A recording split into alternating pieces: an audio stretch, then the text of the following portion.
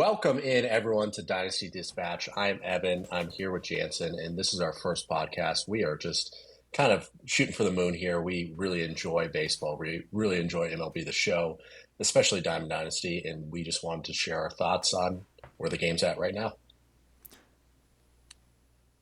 All right, guys. Today we're going to be talking online play, including the King and Hater fiasco that we got going on, Coors Field, Diamond Quest, the PXP modifiers, Blur, Strike Zone, and all other content that we've had so far. Whether you like it, you hate it, we'll be talking about it today. So, why don't we start out hot? Online play. How do you feel about it? Well, it's kind of up and down. I've been playing MLB The Show for years and years, probably 10 years up to this point. I just didn't fully have it until it hit Xbox in 21. But online play is kind of always, it is what it is. I think a lot of the destruction as of recent is from same side hitters getting slider shrinkage and then making it basically impossible to hit on Hall of Fame and legend. But we're going to assume that most people do not make it up to that point. But it is very, very annoying. And the lack of transparency from SDS, kind of saying that they took it out of the game, then they absolutely did not, and then they kind of doubled down and said that just be better at baseball or whatever they said. It's very frustrating. And while I'm on that topic, Michael King and Josh Hader having a glitched pitch that makes you contact swing. I mean, it is 2026. It is hard to get over that. They don't even talk about it. It's something that it has to be the biggest elephant in the room when they post anything, including, I think they just said they're going to come out with another Michael King at some point. Actually, no, it was another Hater. It seems like they're almost blind to it at this point, or they're just trying to avoid it at all costs. They know that it's happening. Every single comment they get on X, on Instagram, is all about the Michael King Hater fiasco. How can they not have fixed this at this point? And even if they don't, another weird thing is, the fact that all these switch hitters are in the game. Because obviously switch hitting is meta, and especially with slider shrinkage. I mean, let's talk about the last few chase packs. We had Ted Simmons, switch hitting catcher, Santana, switch hitting catcher. And they're going to keep firing out these switch hitters. And it's just Jose weird. Ramirez as the most recent collection. So they just keep firing out switch hitters because, one, could probably make them some money. People want to buy them. Two, they don't want to talk about slider shrinkage anymore. And an interesting comparison that I would make in terms of video games, it reminds me a lot about Call of Duty, especially Warzone, when they come out with, the MAC-10 or the DMR or the M16. And these guns are clearly better than the rest. And you're at an extreme disadvantage if you do not use them. And then they bring out a weapon blueprint in the shop that shoots pretty colors and it's very cool because they know people are using that gun because it's such a broken gun. It just shows the disconnect between the content team and the development team. And I understand it kind of has to be like that to a certain extent, but it's just a little comical. And I wish they would take those things out of the game. Obviously, they don't know what's going on. But why? I don't know. So it makes you wonder if they even play the game. Because if they did, you would think that they would ban the haters, the kings, from online play until they can fix it. Like, at that point, why not? It'd be easy enough. Just vault them like Fortnite does with any gun that they don't like. Shouldn't be that hard. Just take them out. Just take them out. Why not? Or give them a default lineup or a default pitch release until they figure out how to change whatever it is in the game that's breaking. And we're trying not to beat a dead horse. We know this is all that's talked about on X. We know that it's all over Reddit. It's just impossible not to mention when reviewing the game and the current state that it's at right now. There is a lot of good things though that we'll go on to discuss.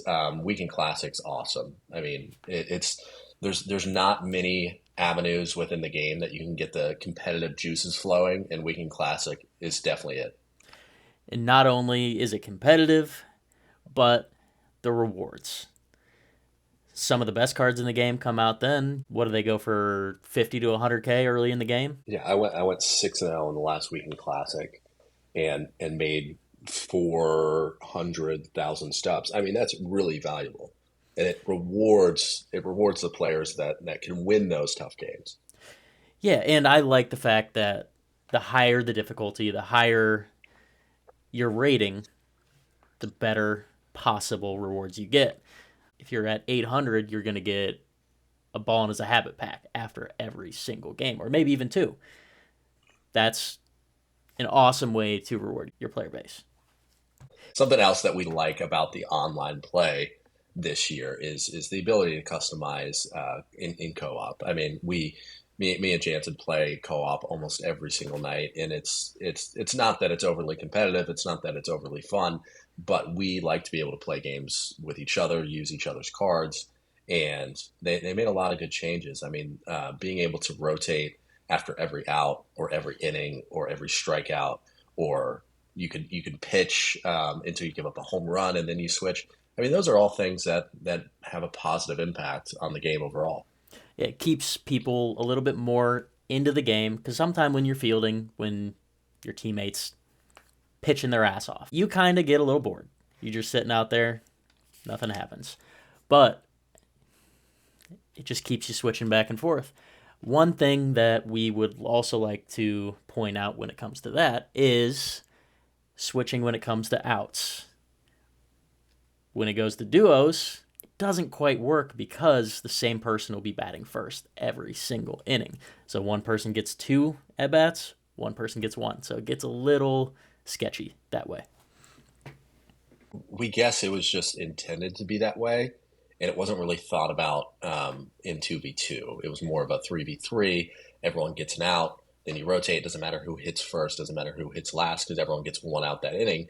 When you play with two, one person will get the first out and the third out, and then one person will get the second out, and it'll just keep repeating that. So it's hard to get that other person engaged, and then you ground into a double play, and it flip flops, and it's just weird.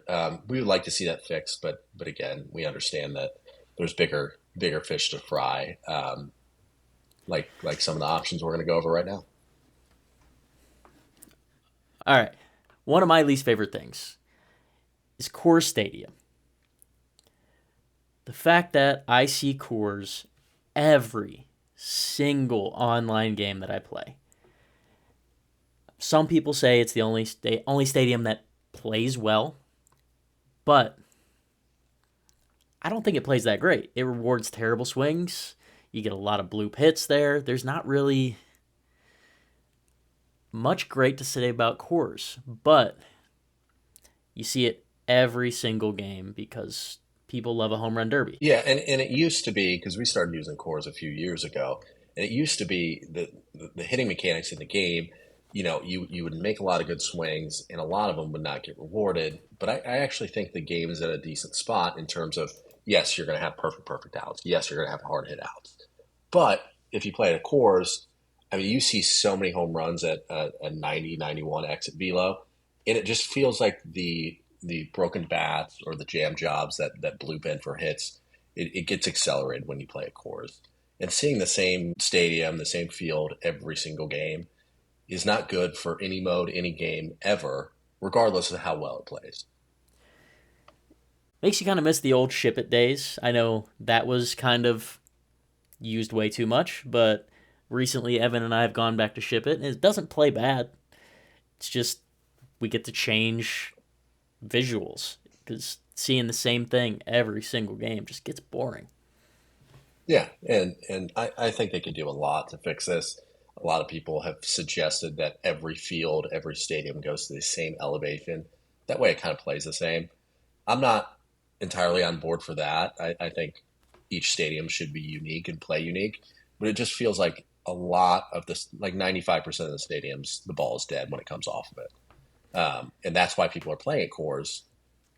But again, it just all piles into the same issue as lack of customization. All right, another thing I personally loved in the last 4 or 5 years of the game was being able to see someone's win loss because you'd be that 30-0 type of person. But, say back in the day when I was a 500 type player, seeing when I load in that I'm five above 500, that makes me excited. It makes me want to play better. It makes me want to play more. Right now, going in, you just see the 0-0. Why is that even in the game? Yeah, I don't know if it's part of a bigger issue. I don't know if that's by design. I don't know if it's a bug. You would think if it was a bug, it would have been fixed by now. But my fear, and a lot of these online multiplayer video games are kind of going in a direction where they kind of want everyone to be the same. There's not a huge skill gap. They add things in the game, so someone that just picks it up that day can have a chance against someone that's been playing for months. But I hope it's not going down that path of, well, we don't want people to get scared and think that they only face good players, so they never get online and play. When in reality, 95% of the players have around a 500 record because that's what. Yeah, like you said, a rank system should get everyone just about right. You'll play people that should be right around your same skill level. Whether or not they're playing well that day, who knows? The better you play, the more skilled of a player you're going to play. So that's kind of how things are going to go. Something that I would like to see change that I brought up earlier, it just does not seem like there's enough competitive modes in MLB The Show. You grind your asses off, you get these big time players, or maybe not. Maybe you have your favorite player that comes to the game, like a Sammy Sosa, that you cannot use when you get to a certain level of your ranked, and that is what it is. But I wish there was other modes that we could use all these cards that they're putting out. I mean, they're putting out hundreds of cards a month, and you can't use them in any competitive mode. So I would like to see some sort of salary cap, some sort of events that are actually updated, that actually make sense. Yeah, that's something that we've seen recently is the events have just fallen off. Events as of a couple years ago were huge. The events just need a complete overhaul because it's a great idea. It just seems like it's the mode that they've forgotten the most about, and that hurts to see because it adds some variation to the game when everything gets so repetitive every single day. And if you can't tell, we play the game too much, and that's an issue on itself. But we would like to see some variation. I'm getting sick of Moonshot. I'll be honest. Yeah, yeah, it's great. It's great. It's just it's like the only event. All right, so server lag. It definitely sucks, and it definitely is frustrating because it has not been this bad in the game ever. And you would think over time companies would make more sense out of things and figure out how to correct these issues that are not in really any other game. I know it's really bad in Madden too, so that does not fit my argument, but it just feels like something that should be fixed, and I don't know, I'm not smart enough to know what I'm talking about. So maybe it can't be fixed, but it's never been an issue until this year. So, one thing I will give them props for. I'm not saying it's completely out of the game, but I haven't seen nearly as many freeze offs this year. Have you? I have not. I have not. And usually it was like 1 to 10 games we would get a freeze off. And it was always the same. It would always be a foul ball or a ball in the dirt, and then it would freeze, and whoever quit first would get the loss. And we would experience that, at least once a week, sometimes 2 or 3 times a week. And it just Sometimes became two or really three times a frustrating. night. Yeah, yeah, for sure. For sure. And we didn't lose too many freeze offs. I mean, I would message those people and tell them anything that they needed to know. Um, but yeah, it's been better, which is good. All right, so last thing when it comes to online, the multiplayer program. I've got my own personal feelings on this. I think that the multiplayer program is a little bit too easy this year. Seems like everyone's getting it done really, really quick, which I know they release everything all at once, so people can just grind right through it. But it seems like those cards, which are awesome, like that Bryce Harper that's out right now, just aren't holding their value. Like 94 Bryce Harper right now is like, what, 7K? Yeah. We're kind of split in our opinions on the multiplayer program. I like that you can knock it all out once, but it just feels like people are getting cards way too easily. Bryce Harper, amazing card in the multiplayer program right now. If he was a weekend league card, he would go for 100K plus. Not even close. I definitely think that you can knock it out a little bit too quick this year. I don't know if that means they should make some of the challenges a little harder, but everyone having this Bryce Harper, it being worth nothing by the time you get a week into the season, it's just not good for the game, in my opinion. All right, so now we're going to move on to offline. So I think offline has also been a mixed bag. It doesn't seem like there's that much to it this year. I know mini seasons, everyone knows, is the best right now. It's the best way to grind, best way to get packs, best way to make stubs. For sure, and I just wish there was some more variation. Because if you need packs and you want to grind for something, there's not really much else you can do offline other than play mini seasons. Like I know 2K has 1,000 things that you can do, and the rewards are not very good, but their structure is set up in the right way. You complete a certain mode, and then you get essentially the boss for that season. Now, the bosses that they release are 10 times worse than the player packs that they release. So it doesn't matter as much, but I like the structure to it. It just seems like there's a lack of variety in being able to grind offline. But that's just my opinion. I accidentally did something.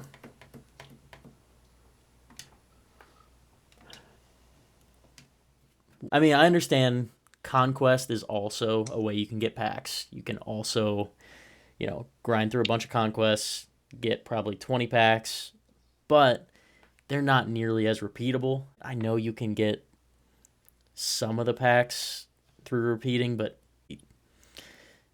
not like mini seasons. Yeah, not at all. I think the programs are very interesting this year. I wouldn't say they're necessarily good or bad. It just feels like you can complete them all in about 15 to 30 minutes. And I know I'm exaggerating a little bit. Before, we would get a program, and you would spend a month grinding it, and then you would finally get the player at the end of the month of grinding, and it would be worth it. This one just seems like they release players that are okay. Like the new Otani isn't that great.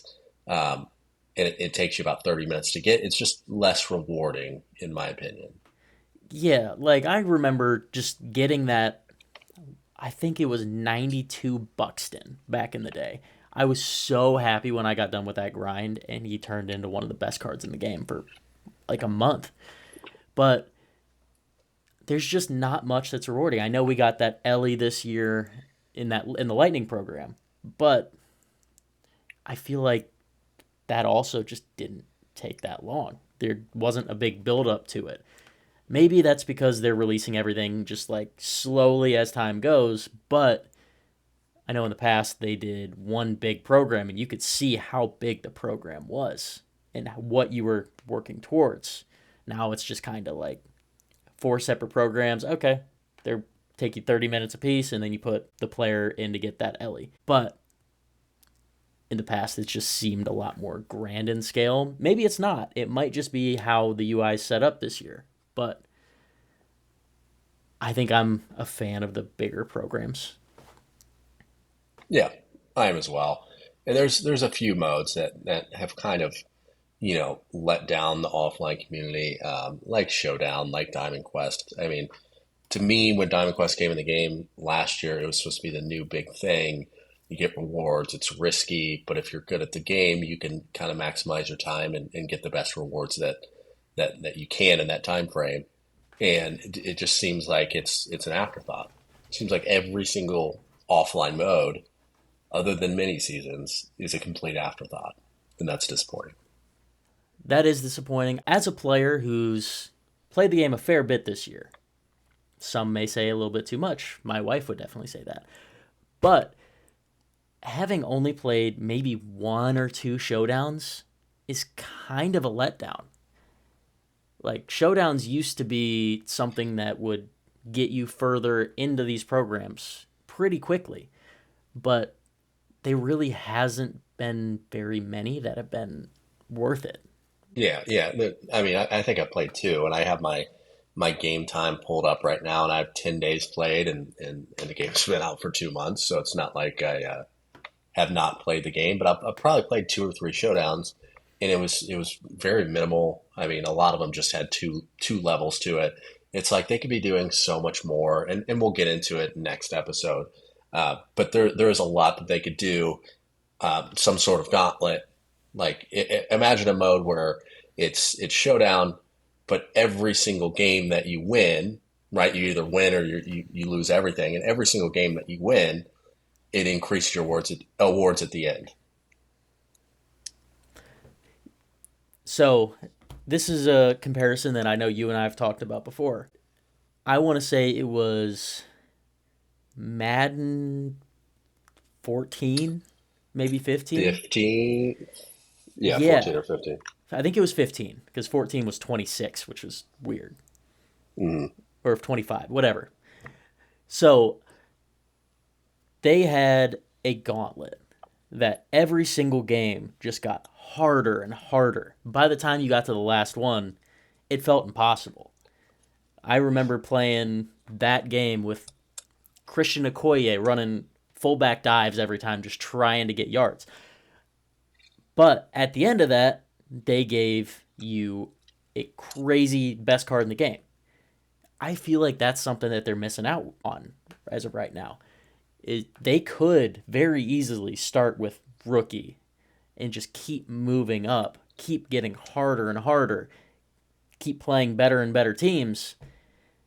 And at the end, you get, I don't want to say a 99 because it would be an easy 99 to get. Well, not necessarily easy, depending on how hard you make it. But it could be a great way to give back to the fans, give back to the players of your game. Yeah. Moving on to some of the good things that they've done, and it's not necessarily online or offline, just quality of life. I'm going to start with the parallel modifiers. I think those are incredible. I think they do a lot for a lot of cards that you wouldn't be able to use once you get to Hall of Fame. But you throw a full contact mod on an Anthony Santander, and now you can use them pretty much whatever difficulty. Before that was not the case. So that is absolutely incredible. I don't love the setup of the UI when you click on a card. It seems like there's about 1,000 things to look at. I don't need a full page to tell me the corks. And then you go over one and then it shows you another full cork. I just don't need all that. I agree. I also, on the PXP modifiers, I don't exactly love how it's set up.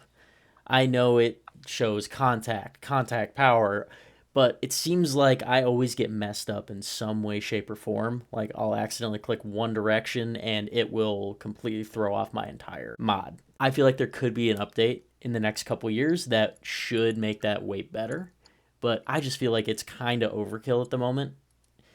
I don't like how it's set up, but I love the PXP mods. Once you get, The more customization that you have per card, per stadium, per mode, per experience, per game, it'll make the game last longer and be more fun so it doesn't feel like the same repetitive things over and over.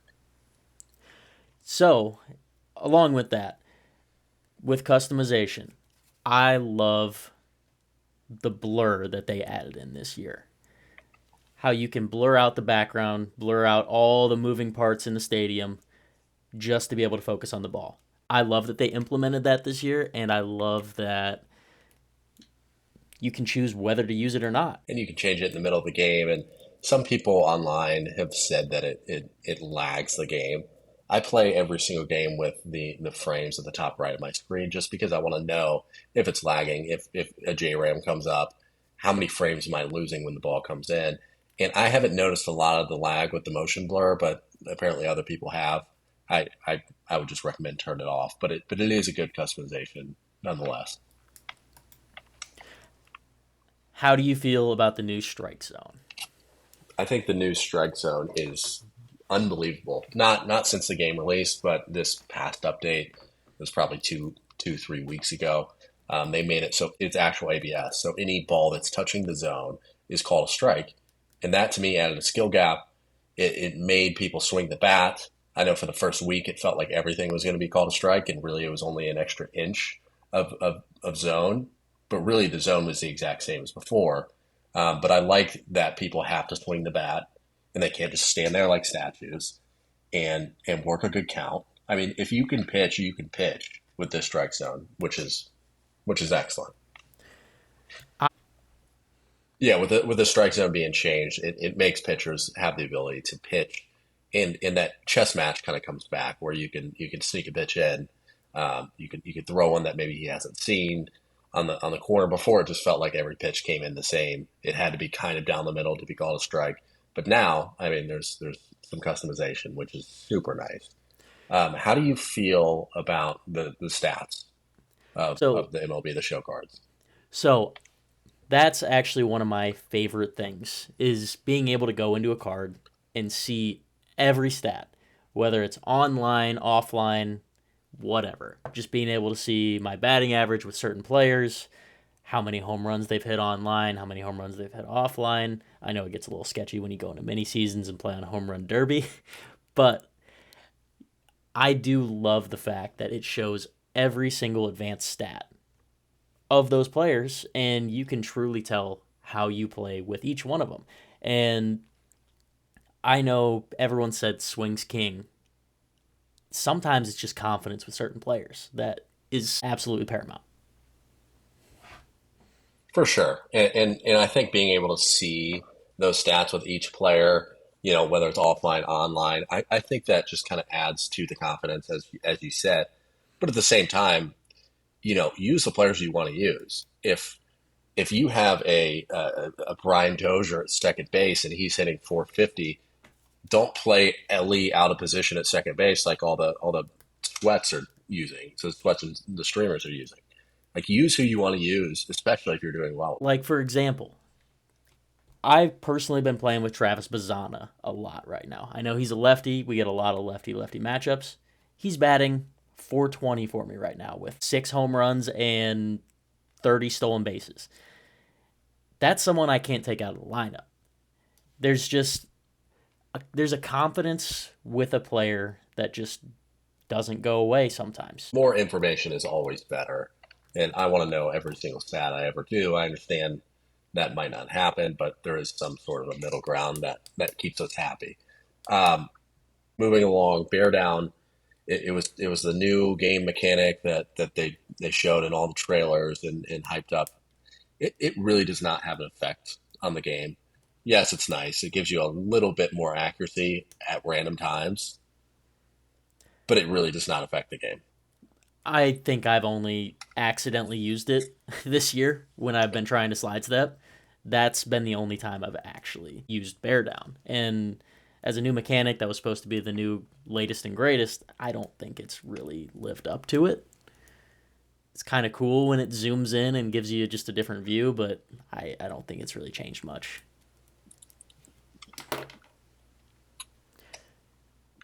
But when it comes to new things this year, PCI sensitivity. PCI sensitivity is one of the best additions they've had in a long time.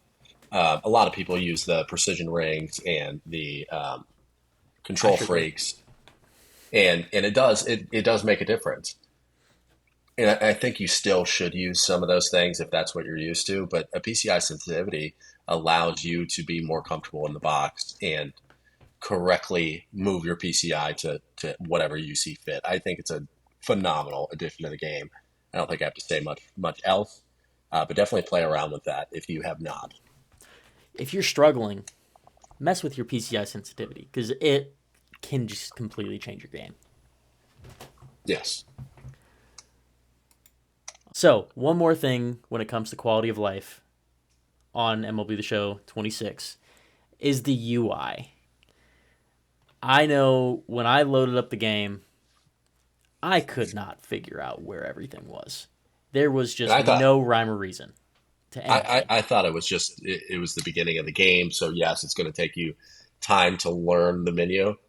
And I play every single night for at least an hour or two, and I'm still scrolling trying to find things. I mean, any other game that I play for that much, I can pretty much do it with my eyes closed. But the fact that when I have to exchange something, I have to go to the build tab, and every single time you go to the play screen, you have to scroll between ranked single player, multiplayer, challenge, or casual multiplayer. It just it gets a little confusing, and I understand that. Yes, I'll be able to find it. It seems like a lot of extra effort for nothing. And I agree with when it comes to that. The programs are wildly difficult to find. Like there's a brand new program that comes out. You know that this player is coming out. You want to go work on that program. It might take you 10 minutes to find it sometimes because Yeah, you it's don't know not if it's good. under Spotlight or if it's under player programs or under just whatever. You just can never find them. I mean that is what it is. I'm gonna play the game regardless because I'm addicted, and it's just an annoying part to this year's game. So, speaking of those programs, the content this year. Personally, I think the content has been pretty solid in general. We've had great cards that have come out, like Mike Trout, that Kevin McGonigal, Nick Kurtz. Those have been great cards that you can grind for. I think content's in an okay spot. I think sometimes they release a bunch of stuff and it feels like it's at a good spot, and then we don't get anything for a week, or we might get like an update on a headliners pack. That to me is not content.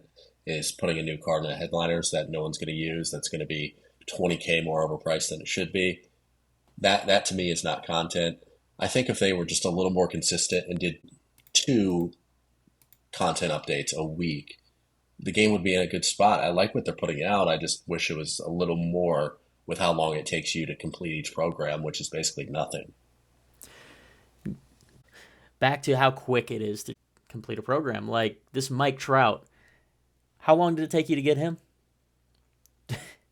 30 minutes? Probably, yeah, 30 minutes to an hour, maybe. And a lot of the challenges, and this is a good point to bring up too. A lot of the challenges are like pitch 3 innings, pitch 9 innings with any player, get 3 hits with any first baseman, and it just seems like it's losing that flair, and it doesn't give me a reason to switch up my lineup, which I like when completing challenges. I know a couple years ago for the Spotlight programs, for the Lightning programs, you had to use these players online. That's where the moonshot came in. That's when the events came in because you could only use those players in the events. That's where it kind of became fun because it was those players and then like golds that you could use. So that's where I think they could mess with the events again and kind of make them relevant. But for now, that seems to be what we got. Is the just a moonshot program about once every 2 weeks. So everyone always loves the WBC years. What does it come every 4 years? 3 years? Every every Is four. okay. So every 4 years we get the WBC. However, I'm a big fan of the WBC cards, but I think they start them a little bit too high in overall. That's just me because I like using the live series cards early. I remember 3 years ago I loved an 85 Trey Turner. I think I used him for like half the season just because I loved his swing. But it seems as though the lower diamonds or anyone under 88 overall, you just don't get to use online anymore just because if you do, you're not competitive. What do you Yeah, think after the about first. their starting point? Well, I think it's definitely accelerated, and you see it in games like 2K where 96s, 97s are available day one that aren't like big collection rewards. Because obviously Tulowitzki is available day one in the show, but it's supposed to be a year long grind, which makes it worth it. Um, but I will say after the second or third day of the game being out, I had all 88s in my lineup. You know, and yes, That's a I little probably much. played too much, but it is a little much, a little early. And I like being able to use live series cards unless they're not usable. And it just seems like we blow past the live series cards way too fast in the year. And I wish they were more of a part of the game for longer. Because one of the best mechanics that they ever came out with was the inside edge. People playing up, people playing down. That's how baseball goes. There's some days where they're awesome, some days they're not. Yeah, and I don't know what it is, but it feels like Inside Edge is kind of out of the game. I know it's not, but when you go and you pull up a card with parallel mods and all these things going on, it's kind of very hard to see how much they're playing up because if I view the attributes as base, it'll show me before I parallel them. That part is kind of confusing, and I wish Inside Edge played more of a role in the card. So, moving on to something a little bit different. It's near and dear to my heart. Team related content or theme teams. What do you think about them? Are they usable? I Some are. I know you're currently using the Guardians, and they're one of the better teams. And then you have the Yankees, and you have the Red Sox, teams like that. I'm a Reds fan, and there's not much going on for me. But I love the idea of themed captains, whether it's switch hitters, whether it's power, whether it's speed. It just adds some more variety to the game. And again, I've said this 3 times already, but more variety is never a bad thing. And being able to use more cards that you might not normally get to, it's also a great thing.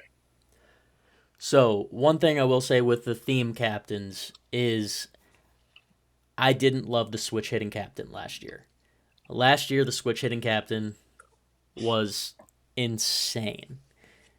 Every switch hitter in the game, plus, what was it, Santana was the switch hitting captain?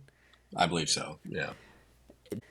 I didn't love the idea of a switch hitting captain. I like the idea of like nationality captains. I think that would be cool. Like if someone's from Venezuela and there's a Venezuelan captain, awesome, especially in a WBC year. Like that would be a heck of an addition. But I do think that currently theme teams are not really that usable unless you get lucky and you have a couple red diamonds like the Guardians just had released. But And maybe it's intended to be a later in the year thing that usually doesn't happen early. And so we'll probably have to wait and see how that ends up being. But as of right now, they're pretty unusable. And I can't really remember previous years, but maybe that was the case before. I just wish it was more of a factor early on when we're still playing the game. And 2 months from now, it's going to be the last 10% of the player base that's playing all the sweats. And I wish yeah, I could use those theme teams now. but I do think the captains have a lot of untapped potential. Like I love the speed captains. I know it turned into, a whole bunt fest with everyone because it would raise their bunt, raise their contact, but it just seemed to add something.